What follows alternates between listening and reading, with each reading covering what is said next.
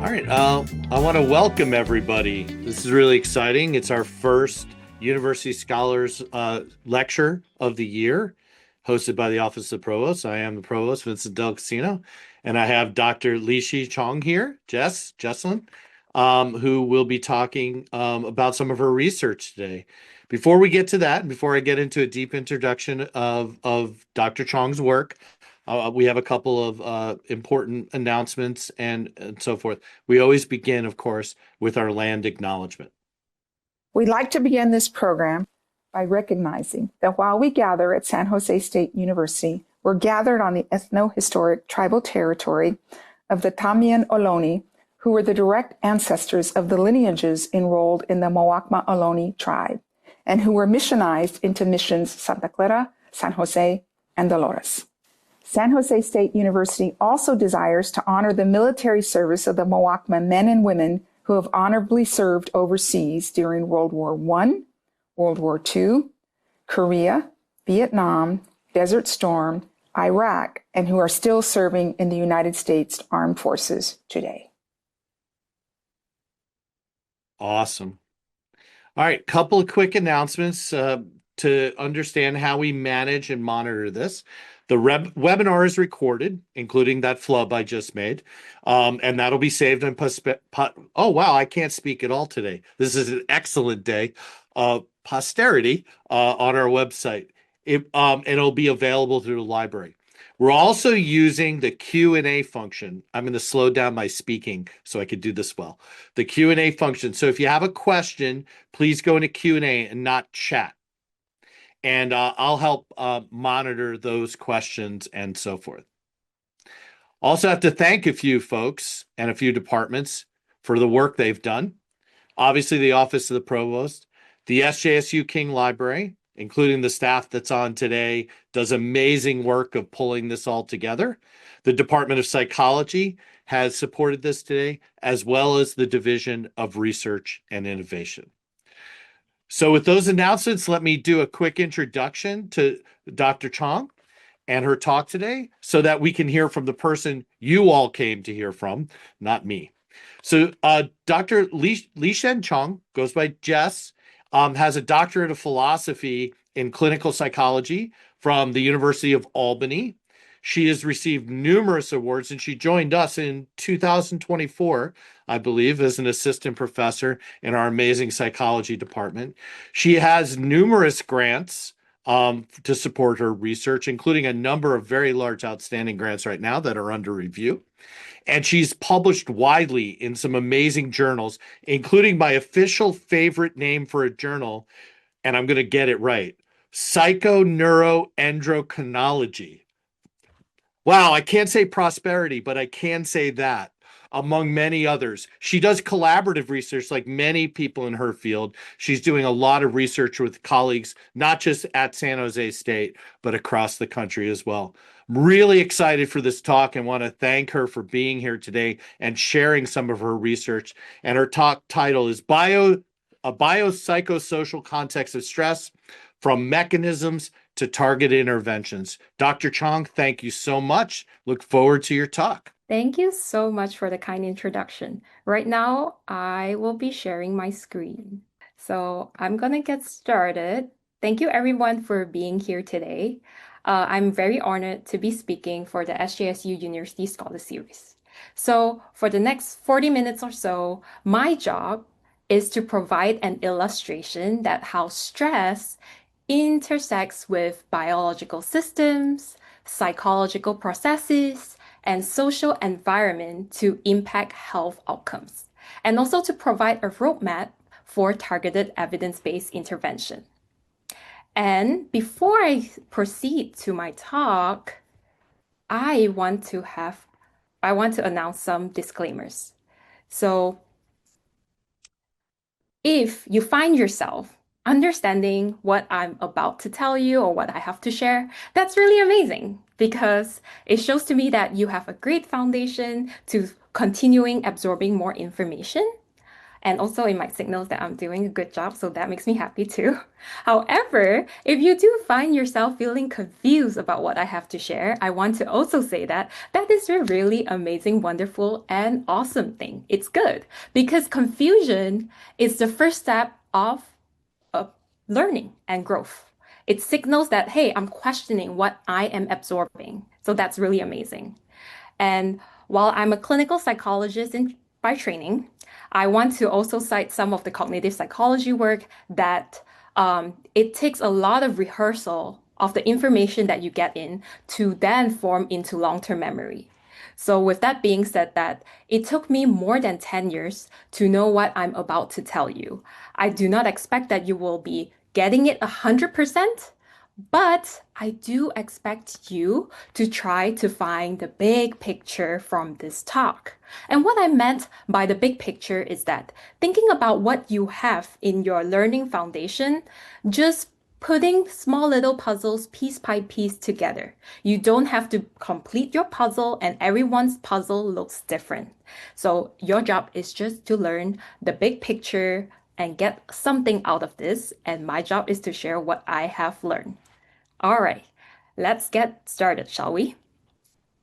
So, a wealth of research has suggested that early life stress, such as maltreatment, trauma, exposure to community violence, poverty, or experiencing discrimination, all these early life stress that once it's exposure from childhood to adolescence, influence later outcomes, and specifically when one person experiences early life stress, it increases the risk for later negative outcomes such as mental health disorders, physical health problems, or lower educational outcomes.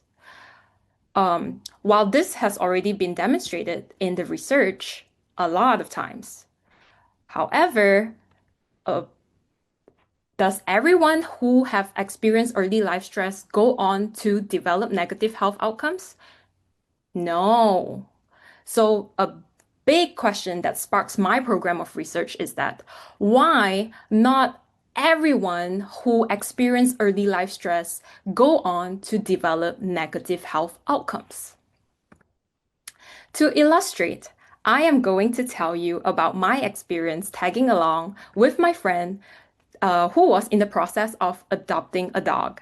At the dog shelter, when we went there enthusiastically, very excited for very cute doggos, I noticed that the associate has a strategy. The associated start by introducing us to what we call temperamentally easy dogs. Those that are super cuddly, super cute, and outgoing, and they want little pets or belly rubs. Then later, the associate introduced us to what we call temperamentally slow to warm up dogs. The one that is shyer, more timid, more hesitant to hang out, with the elaboration of their backstory, such as they have been on the street for a long time or were exposed to more early life stress per se. My curiosity led me ask the associate about the backstory of those really cute and temperamentally easy dogs. And I was told that some of them were also exposed to some form of early life stress. Although some temperament is obviously explainable by genetics, there is also one clear pattern in which dogs who live on the streets for longer before they came into the shelter were exposed to more early life stress. Also tend to be a little bit more inhibited, timid, alert, they're looking around. And in other words, they seems to be adapting their stress response systems to be more vigilant as a result of their early experiences in their environment. So while it's super, super helpful for these dogs to be vigilant and alert on the streets, this vigilance can be somewhat unhelpful in a domestic context. So growing evidence has shown that similar process may be underway for humans in which your environment, early life stress may change how we behave in response to stress. A major theoretical model informed my research to understand why some, but not everyone who experience early life stress go on to have negative health outcomes. And that is the biopsychosocial interaction model. So this model really talked about how stress could interact with biological systems through stress response systems, inflammatory systems, genetics. And stress also can interact with social environment like your family, peer, the community. And stress also can interact with your psychological processes, such as affecting your coping, your regulation skills, to then have long-term impact on your health. So my program of research focuses on understanding why some, but not all people who experience early life stress go on to have negative outcomes. And I am coming in from an angle of biopsychosocial. So we have early life stress being a social environment, social factor, and then I include biological part as well, such as the stress response systems. And it is also important to acknowledge that there's this complex interplay between both social ecological factors, such as not only individual, your relationship with others, community, and also societal bigger factor. So demographic data such as race, ethnicity, gender, sex, minority status could really help us tap into the detailed information of one's characteristics. And this realistic model would really help us understand how all these things come into play to have long-term effects on one's health outcomes. However, now that I've shown you a little bit of complex of my research program, you might be asking, why should I care? Why is this important? So my answer to that question is that biopsychosocial factors could be a target of intervention. So my understanding biopsychosocial factors, we could actually help to predict who is at risk for later negative health outcomes. Not only identifying who is at risk, we are also identifying different areas that we can promote resilience across diverse population. And we could also integrate it into interventions so that when we can predict who's at risk and we can promote in general resilience, we can also tailor interventions for better outcomes that is more suitable for specific population. So understanding and integrating biology, psychology, and social processes into intervention can be really important. With that being said, my body of research would help support interventions effort by showing that biological and psychological processes underlying environmental contexts can lead to different health outcomes. And with this, I want to use what I've learned from my research to inform intervention.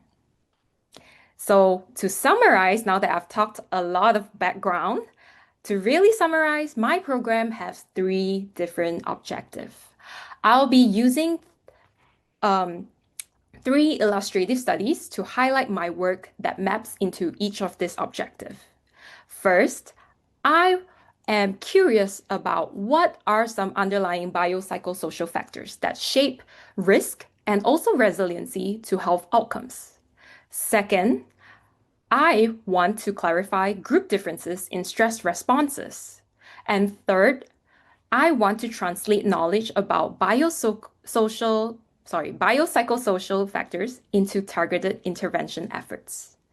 I do want to give a caveat before I go into the nitty-gritty of things is that each of these studies by itself is complex. So I'll be highlighting different parts of the work and it might not do full justice to each of the component, but I'm more than happy to talk about them in greater details for those who are interested. All right, now that I've laid the ground, let's go. For the first part of my research program, I will be using a paper that I published in Journal of Family Violence to illustrate that early life stress may interact with multiple stress response systems to then influence later psychological outcome. Okay, a lot of big words. Let's break it down. To give you all context, in this paper, I am really curious to understand the impacts of childhood exposure to aggressive parenting. So, such as exposure to verbal aggression, psychological aggression, or physical aggression from caregiver that is like before 18 years old. And I am curious about the impact of this to later anxiety. And specifically, I am focusing on anxiety who is reported by emerging adults who are between the age of 18 to 29 years old. Because emerging adults, compared to all other adult age group, reported highest level of anxiety symptoms. And knowing that biological systems are still developing throughout childhood into emerging adulthood, I am curious to explore how stress response systems increase risk or protects one from anxiety in emerging adulthood. So this is kind of like a big picture of what I'm trying to study. But you have heard me talk a lot about stress response systems, right? So let's get a little bit deeper into what that means. When I talk about stress response systems, I'm specifically studying the autonomic nervous system. For some of you, this might seem like a familiar word. For some of you, it might not be familiar, but that's okay. Let's break it down. Autonomic nervous system is a major stress response system that is very important in regulating the physiological functioning of our body and also supporting psychological processes such as emotion regulation. And specifically, under autonomic nervous system, there is two major divisions. So there's two different branches. First, we have the parasympathetic nervous system, and second, we have sympathetic nervous system. Those are also big words, so let's break it down more. Parasympathetic nervous system, or sometimes I might refer it as PNS for this talk, it's a nervous system that really helps promotes rest and digest. So when you are breathing, when there's no stress, you're breathing, slowly, and then you are having typical heart rate and your body feel relaxed. So I want you to think about P from the PNS to peace. Your stress response that promote peace, peace, okay? And on the other hand, there's sympathetic nervous system, where under the context of stress, in face of stress, there's fight or flight responses and sometimes freeze responses as well. So it could look like heart palpitation, more heavy breathing, or like blood pressure going up and things like that. So when I want you to think about the S from SNS to be stress, scared, skedaddle. Okay? So P, NS, so parasympathetic nervous system, peace, promoting peace. And sympathetic nervous system, SNS, scared, stress, skedaddle. Okay? So these are two major divisions of autonomic nervous system. Okay. So I do want to say, why am I introducing two different divisions? It's because in the literature, a lot of times when they integrate biology into their studies, they are just focusing on one system. However, while that is great because we are like integrating psychology, biology, and social factors all together, but then our bodily system, they work as a team. So just looking at one system at a time might be limited for us to really understand the complex interplay of our biological system. So it's important to understand both. With that, I am focusing on both PNS and SNS. And when we think about them working as a teamwork, parasympathetic nervous system and sympathetic nervous system work together kind of like a seesaw. When one is up, the other is down. When one is down, the other is up. So under stress, your sympathetic nervous system should be activated to support you, giving you resources to deal with the stress. Whereas parasympathetic nervous systems will go down so that it allows SNS to take more control.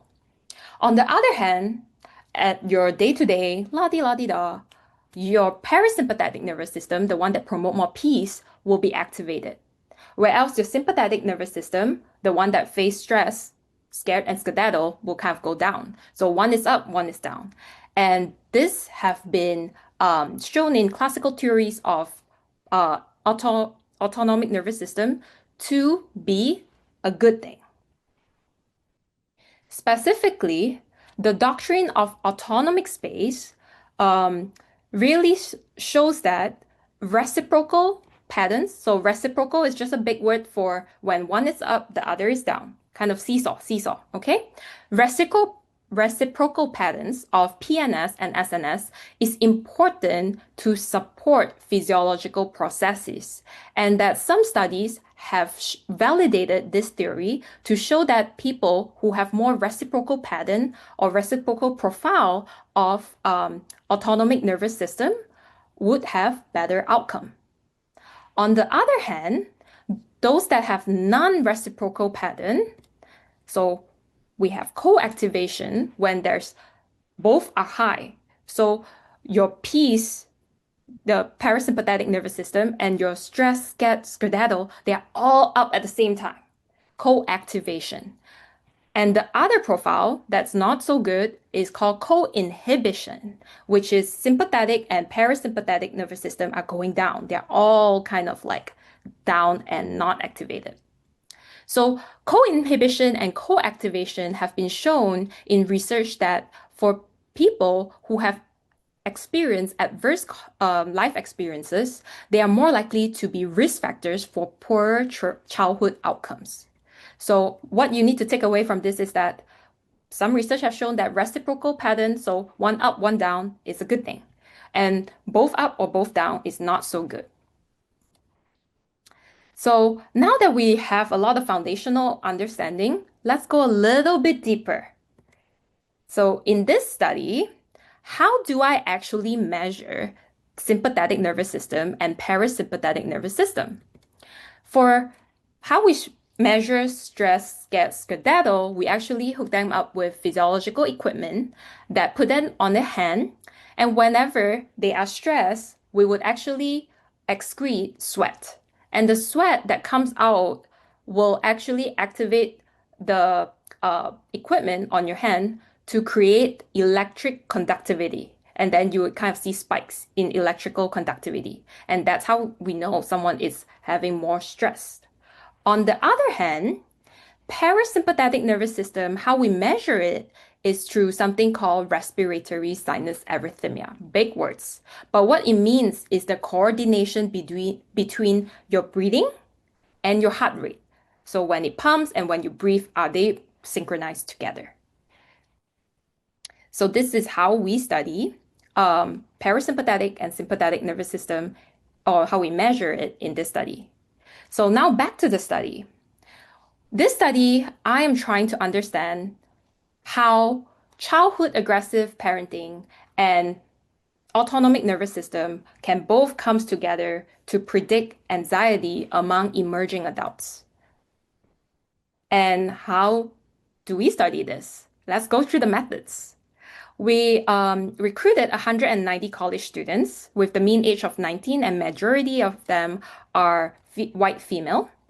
And we have them come in the lab, provide consent, and then we'll hook them up with physiological equipment, and we have them look at the beautiful Hawaii picture, look at it at a vacation picture that put you at peace, and we measure their resting RSA and SEL, so both that measures PNS and SNS, so both system that brings peace and also stress, skedaddle for 5 minutes.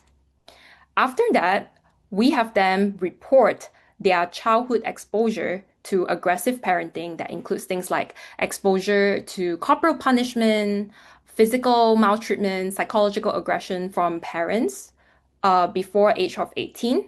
And then we have them self-report their current anxiety levels. And what we found is that specifically the co-inhibition pattern, so when both sympathetic nervous system and parasympathetic nervous system, they are down. This profile is especially a significant risk factor for anxiety symptoms for those who experience high levels of aggressive parenting during childhood. So in this study, the results really highlight the importance of not only understanding multiple stress response systems at play, but also to include the effects of biological and environmental factors in shaping psychological outcomes. So that's the first aim.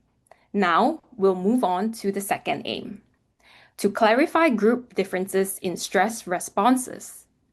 In this illustrative study, I am going to highlight to you that stress response functioning may be different across different demographics background. And I'll be using a review paper that I published in Biological Psychology to make this point. The aim of this review is to really go into the literature and see that what's out there to inform whether there is racial differences in sympathetic nervous system activity. And why do we want to understand this? While it's great that there's quite a number of research that have done on understanding sympathetic nervous system activity in the field, however, most of the studies on physiological responses to stress are based on white participants.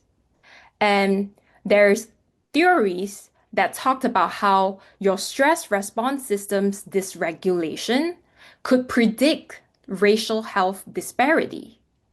So it's really important to understand why and whether some stress biomarker would show kind of like differences between different race and ethnic group, so that we can really start validating the theory that stress response systems could be responsible for understanding racial and ethnic health disparity.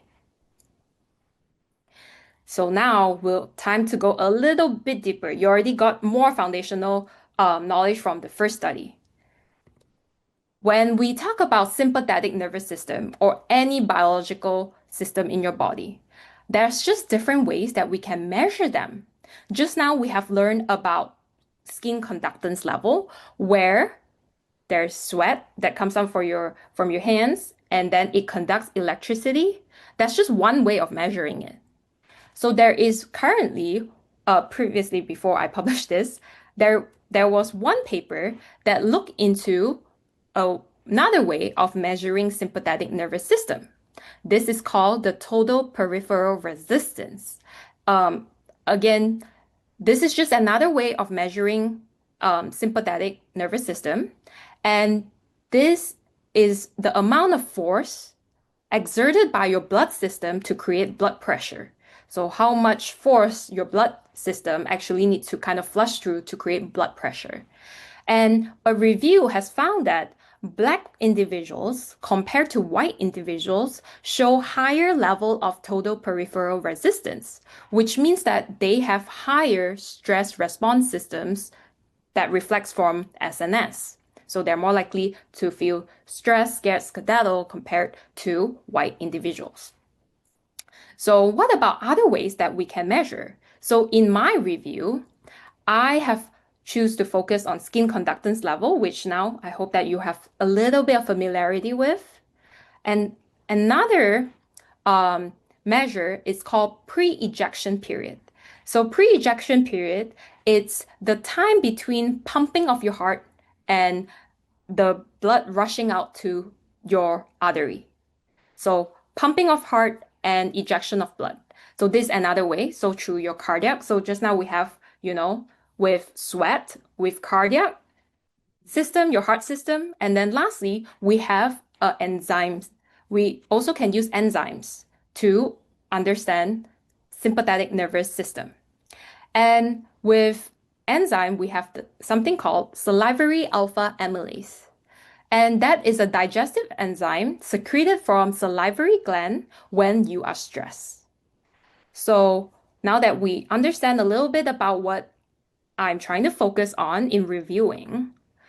Let's look at the findings. We found that 27 papers have shown that Black participants display lower levels of skin conductance level than white participants, which suggests that Black participants show lower levels of sympathetic nervous system activity. However, there is less paper on pre-ejection period and salivary alpha amylase, where there's no racial differences or mixed findings. However, we need to have more studies so that we can really understand this more.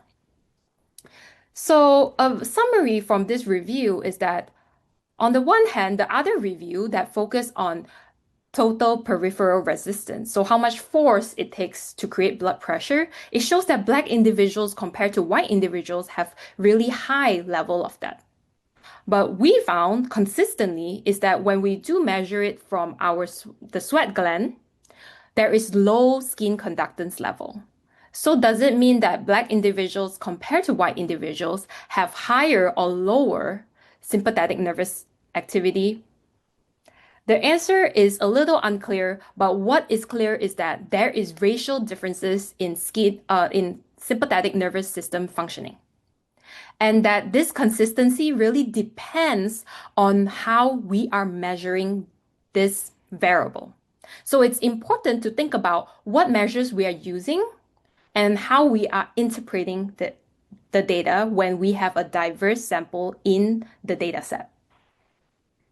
So now we have finalized the second aim. Last but not least, let's go into the third research aim of mine. I want to also apply all that I know about biopsychosocial factor into targeted intervention effort. In this third illustrative study, I'm going to show to you that mindfulness intervention would influence pattern of coordination between parasympathetic nervous system, the peace promoting peace, and sympathetic nervous system, the one that promotes stress skedaddle in face of stress.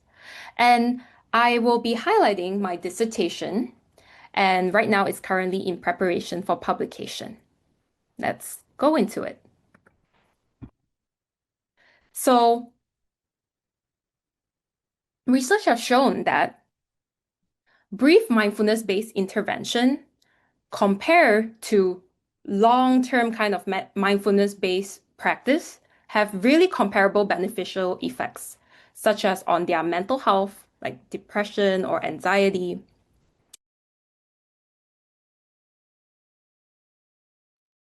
And because of that, it is really good to apply that because it saves time, because it's shorter, and it's more cost effective. It's also more feasible and accessible for different population to practice this and also to apply this in different settings. But let's tune out for a moment, looking at the big picture. What makes something mindful? Mindfulness has been thrown around as a big word nowadays. So let's jump to talk about what are the included components. So for one to be mindful, it needs to be you are really aware of what's going on externally in your surrounding, internally what's going on inside of your body, your thoughts. So there's a lot of awareness. And then secondly, it needs to come in the form of non-judgmental. When there are thoughts that you're aware, you are not judging those thoughts. When there's things happening on the outside, you're not judging what's happening. And instead, you accept moment-to-moment experiences. So if you do find yourself really focused on what I have to share right now with you, that you are aware of what I'm speaking, you're aware of my words, you're aware of my, hand movements, you're aware of your surrounding where you're at while you're tuning into this. You're using a non-judgmental attitude. So for example, if you're like, I actually don't really get the SNS and PNS, that's totally fine. You use a non-judgmental. It's like, it's okay. I'm still fitting it into a big picture of my learning. And you accept this moment-to-moment experiences. Congratulations, you are practicing mindfulness. So, with that being said, I'm really focusing on brief mindfulness-based intervention because currently, while a lot of just subjective report that people are like, oh, it works. But then biological part of brief mindfulness-based interventions are not well elucidated. So this means that we might not know fully what biological systems are doing when you're practicing mindfulness-based interventions. And that those studies that incorporate biological stress response systems might only focus on one system.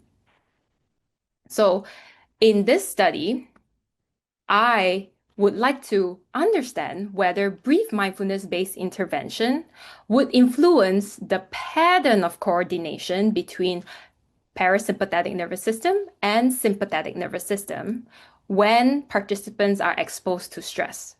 Big aim, but let's break it down in how we are measuring and collecting the data. So again, I just want to recap, as you have learned so far, that there are different ways of measuring the nervous system. And with PNS, we use respiratory sinus arrhythmia, which is the coordination between your breathing and also your heart rate, how well they are coordinated. And then on the other hand, we have sympathetic nervous system, where there's fight or flight. We would measure it using skin conductance, how much sweat it comes out, that create electric conductivity. So all participants in this study comes in twice. So there's 2 visits. In visit 1, participants, before they come into the lab, they receive instructions to not smoke cigarette or to consume caffeinated products within 2 hours before the lab visit, so that we know that the biological systems is not super activated because, when you need a little caffeine, your heartbeat sometimes go up and things like that. It would change your stress response. So participants, after consenting, coming in, they provide information about their demographics, and then we hook them up with the physiological equipment, and we have them look at the beautiful Hawaii vacation picture, and we have them rest for 5 minutes while we record their respiratory sinus arrhythmia and skin conductance level. Then we randomize them into one of the 2 conditions. One is a brief mindfulness-based condition, and the other is an attention control condition. With the brief mindfulness-based condition, they practice 5 minutes of breathing meditation, 7 minutes of working with difficulty meditation, and 3 minutes of short body scans, totaling 15 minutes of intervention. Then, on the attention control group, they would listen to an audiobook about a fictional fantasy story for 15 minutes. And all this time, their stress response are being recorded. And then we have participants come back for the second visit between 2 to 4 days apart. And again, we have them go through the same thing, 5 minutes of looking at beautiful Hawaii vacation picture and rest. And then they go through the intervention again, either through the mindfulness group or just listening to the audiobook. And then they have 5 minutes of baseline again so that we can get back to the baseline before we stress them out. So how we stress them out is through, after the 5 minutes of looking at the Hawaii picture and rest again, what they do is that a research assistant come in and say, hey, you have 3 minutes to prepare for a speech. Later, there will be 2 people coming in to judge you, and you need to convince them why you are the best job candidate for a dream job of yours, and go. And then 3 minutes of preparation later, 2 people that they have not seen at all come in. They come in and they are trained to give a poker face, to not give any kind of facial expression. And they say, you can start now. And then they would do the thing. And if they do stop at any point before 4 minutes is up, the panel will say, hey, the time is not up. Keep going with a poker face. And then when 4 minutes is up, then they will say, hey, right now you need to do a math task. You need to count backwards from 2023 serially by 17. If they got it wrong, they have to restart again until the time is up. If they stop halfway, the panel will say, you need to continue. time is not up yet, until 4 minutes is up. And then all this while, their physiological stress response systems are being recorded as well. So in total, we recruited 91 participants, and 44 are in the intervention group, 47 in the control group, where their pretty good retention rate of 67% that comes in for both visit 1 and visit 2. What do we find? So in response to stress, we find that the brief mindfulness group actually shows more of a reciprocal pattern of stress response systems. So remember the seesaw? So in response to stress, their sympathetic nervous system is actually going high, and then the parasympathetic, the peace, is going low, so that it can give them more resource to face the situation. And then on the other hand, we found that attention control group, they have more of the pattern of co-activation or co-inhibition, which shows to be a little bit less coordinated.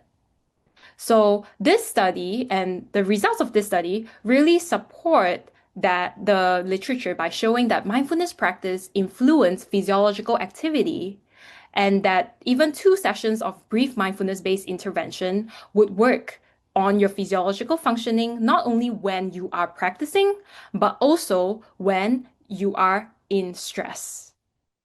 So now that I talk a lot about my research program, I also take what I've learned and applied it in real life. So specifically, in my teaching, so I've been in San Jose State for 1 year. This is the start of my 2nd year. I've been exposing to all my students 5 to 8 minutes of brief mindfulness-based technique before each class starts. So in total, they get 15 different mindfulness-based intervention, or like not intervention, techniques in 1 semester, and that they practice the same technique twice because they come twice a week.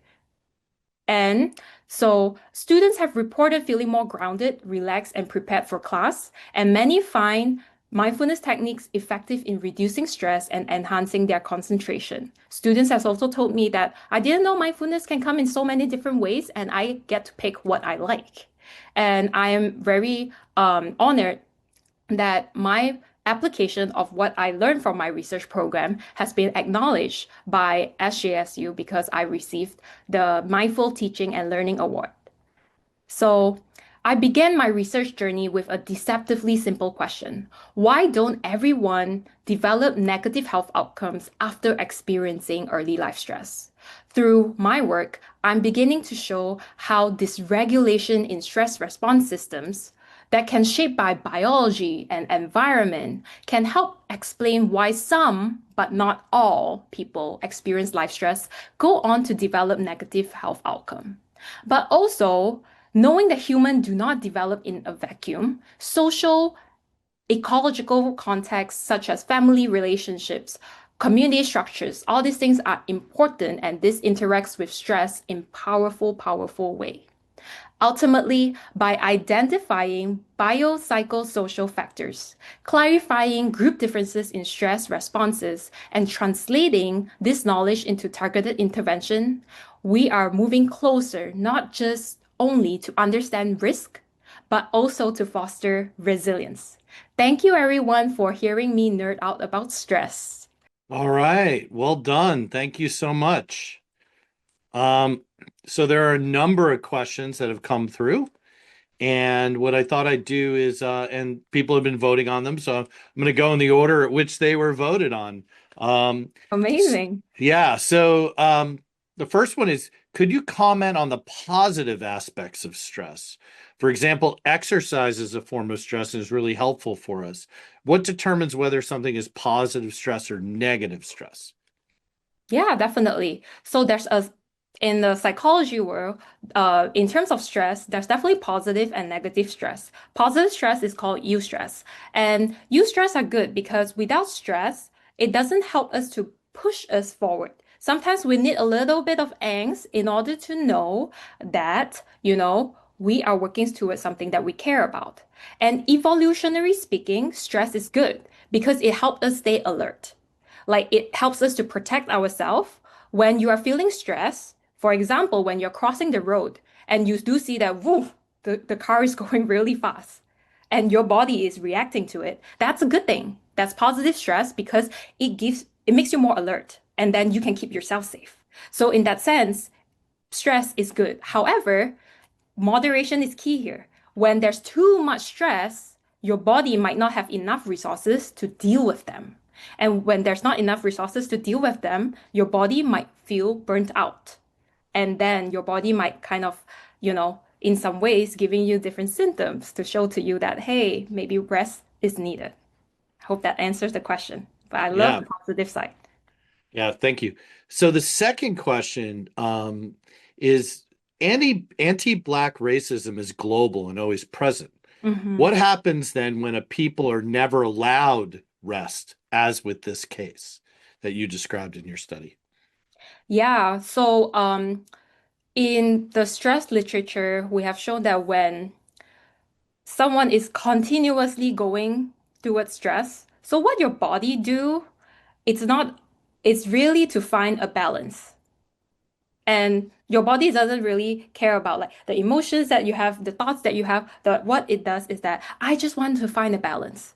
So they will find a balance in a way that might compromise, your stress response systems, because that for them is homeostasis, is balance. So then you will constantly work under the so-called balance, and that in the long term, it might have impact on your health outcomes. But on the other hand, I think right now there's more of the movement of being more aware. And that's why I really like mindfulness intervention because it could be brief and it could really help you to create awareness of where you are at, how aware of you about internally. Because we are trained to be very aware about what's going on around us, but what about internally?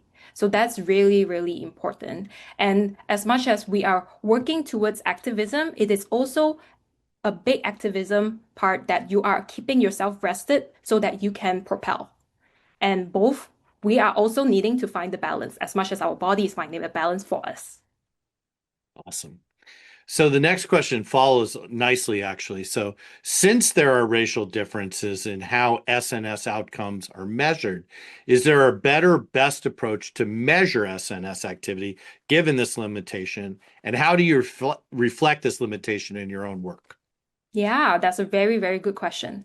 So, my work is really trying to illustrate that there is a difference and make it very compelling so that other researchers who are studying stress response systems would kind of start thinking about how they are analyzing the findings. So, like perhaps having multiple indexes or multiple like measurements of stress response systems in their research study could be really good. Then you can see if there are differences in when you're using specific measures. And also, I think it's really, really important that when we are accounting for any stress response systems, when we're collecting it from a sample that is diverse, to always figure out whether there are racial or ethnic differences before we start going more fancy kind of analysis. Because then we are thinking about, a lot of people right now have been like, okay, there's differences, then they control for it when it comes to analysis. I don't know what is the entirely perfect answer yet, besides controlling, but we are at the beginning stage of figuring it out. Wonderful. Okay, so the next question is actually, I think the first one that came in. How does the biopsychosocial model differ from the dialysis stress model in explaining coping with stress? Definitely. So I think with diathesis stress model, it really talks about, oh, first of all, I really want to give a lot of praise because like I don't know who said this, but then with the diathesis stress, it's really amazing that you are talking about it because it shows to me you are really fitting your learning in the big picture. And with the diathesis stress, it's really just talking about anything that will make one person more vulnerable to you know, worse outcomes. And that vulnerability comes with, stress activate the vulnerability. But then on biopsychosocial factor, that model, it really understands holistically what are all different areas of factors that would implicate stress. So in diathesis stress, it's just talk about, you need a trigger to then make this vulnerability to activate, which then make them more likely to have negative outcomes. But for biopsychosocial model, it's saying that all these things come together hand in hand to make one person more likely or less likely for negative health outcomes.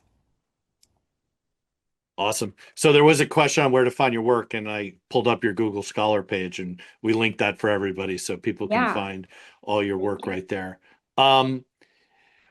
It's a short question, but I think it's an important one. What are examples of anxiety symptoms that you see Mhm. in the work?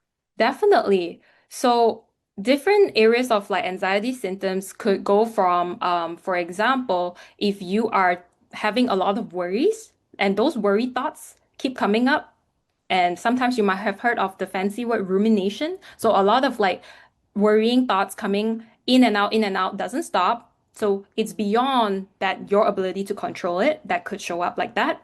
Or it could be very somatic, so your bodily symptom. So it could be like increased heart palpitation or constantly like, palm sweaty or like headaches, stomach aches. Some of those are very classic symptoms of anxiety. And sometimes some people are more aware of their bodily responses. So like they feel more of the body symptoms, and sometimes more people are aware of their thoughts. So there are different ways that comes around it.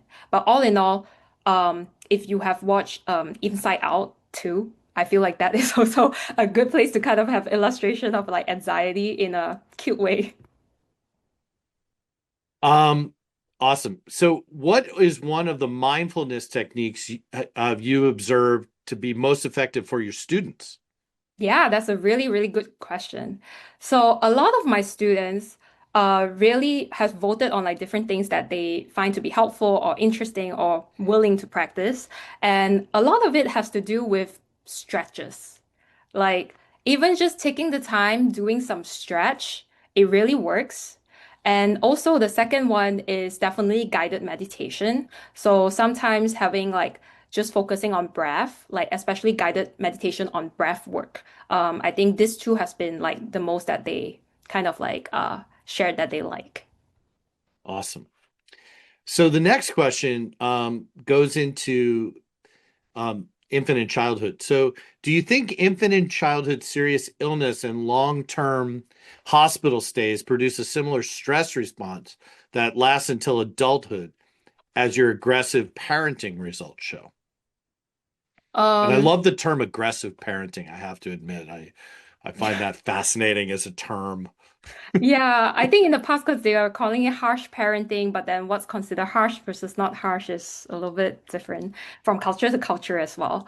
But going back to the question, having I wonder if the person can clarify a little bit of like the hospitalization more so on the mental health aspect or physical health aspect, but I would assume for both. I think in the long run, there will definitely be impacts on your stress response systems, but then doesn't mean that it would just stay like that all the time. So the important thing that when I'm talking about my research and everything is that they are all just risk factors. Doesn't mean that if you have this, you would get that. It's that they will increase your risk for a certain outcome. So having a lot of hospitalization and things like that, the first thing that I'm looking is a protective factor. This person is getting services, this person is getting treatment.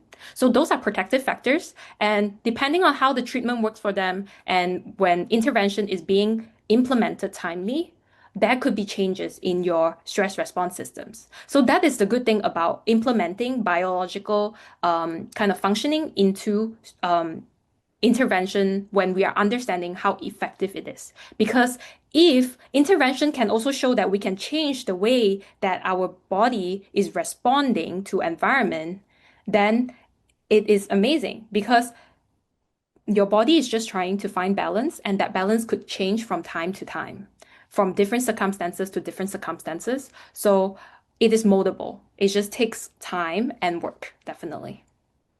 This is awesome. So we have a bunch more questions, but I think we only have time for one more. But for the audience, we'll be sharing all the questions with Dr. Chong so she can see everything, including I think some students on the call want to know how they get involved in your next research study. So I think you got new participants coming, which is great. So the Definitely. last question that we have time for today is, are there differences in stress response based on the type of sociological factors someone experiences in their childhood? For example, does someone that experiences either lack of financial security or racism during their childhood affect stress response?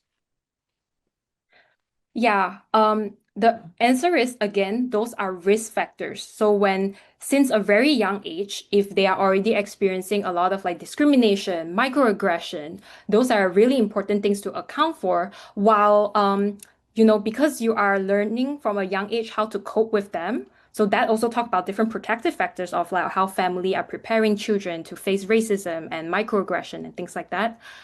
It would also impact your stress response systems. But at the same time, as you know, the societal is having more effort to change things, hopefully, and also to learn to better cope with those situations, you are helping your body find different ways to finding that balance so that it's more coordinated and so that when your body is more coordinated, you might, and also plus you are being more aware of what's going on with your body, it will be more in sync. And that's the mind-body connection that we really, really want to emphasize. And it takes a lot of work to have your body and your mind to be synced up as well. Yeah. Awesome. Well, I want to thank you so much for an incredible talk and for your time today. Clearly generated a lot of enthusiasm and energy. You're getting some virtual applause from the crowd here. So thank you so much. And we look forward to seeing everyone at the next event. And again, Dr. Chong will get all the questions so she can plow through them and probably respond to folks as appropriate. So thank you. Yeah, definitely. Thank you so much for having me. I've put in the chat a website for my lab, and also feel free to email me at jess.chong@sjsu.edu to get connected with me. Thank you.